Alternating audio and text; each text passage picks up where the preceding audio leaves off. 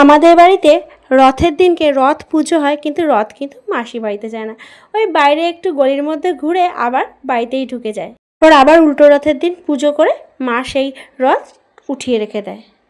এবারও সেই কারণে মা ঠাকুরের দিকে গেছিলো আর আমি চলে গেছিলাম রান্নাঘরের দিকে।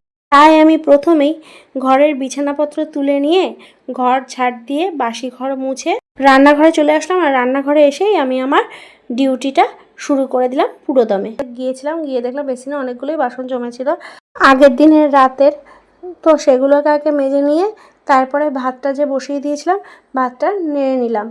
আর ফ্রিজে চলে গেলাম, দেখলাম যে ফ্রিজের মধ্যে ভাত রাখা আছে কিনা। হ্যাঁ, দেখলাম 1 বাটি ভাত রাখা আছে, সেটাকে দিয়েই নামিয়ে ফেলতে হবে। যায় ছেলেমেয়েরা বাড়িতে নেই, ওরা চলে গেছে বাপের বাড়িতে, তাই আমার আর শাশুড়ি মায়ের জন্যই চাটা করতে হবে। তো চাটা বসিয়ে ফেললাম।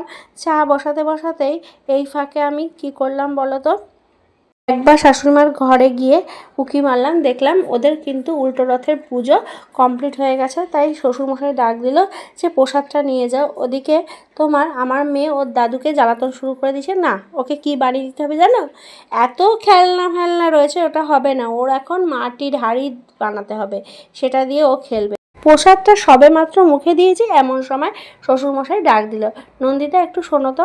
আমি ভাবলাম বাবা কেন ডাকছে বাইরের থেকে আবার। বাইরে গিয়ে দেখি হাসি সমানে মাটি নিয়ে হাতে মেখে দুষ্টামি শুরু করে দিয়েছে। তারপর ওকে বকাবকি করে ঘরে পাঠালাম, আর আমি গেলাম মেন রাস্তায় সবজি এসছে সেটা দেখতে। উল্টো রথের দিনে আকাশ কিন্তু বেশ ভালোই ছিল, মেঘ ছিল, তবে বৃষ্টি অত পরিমাণ হয়নি, হালকার উপরে বৃষ্টি হয়েছিল। ডাল বসিয়ে এসেছিলাম রান্নাঘরে, তো সেটাকে গিয়েই নামিয়ে ফেললাম গ্যাসের থেকে। তারপরে শ্বশুরমশাইকে খেতে দিয়ে দিলাম। শ্বশুরমশাইকে খেতে দিতেই দেখি শাশুড়ি মা চলে এসেছে। শাশুড়ি মাকে বললাম যে আপনি কি প্রসাদ খেয়েছেন? মা জবাবে বলল, না আমি প্রসাদ খাইনি।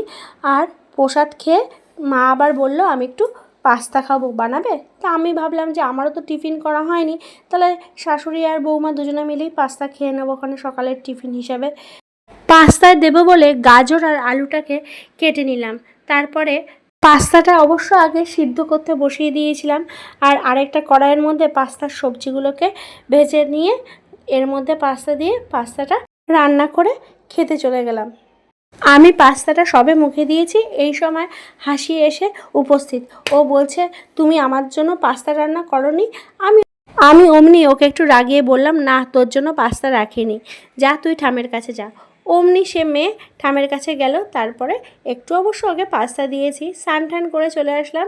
স্নান করে এসে বজরংবলীকে দিলাম, আর দেখি হাসি ভাত খাচ্ছিল, তখন ওর বাটির থেকে একটু চিপস নিয়ে খেলাম।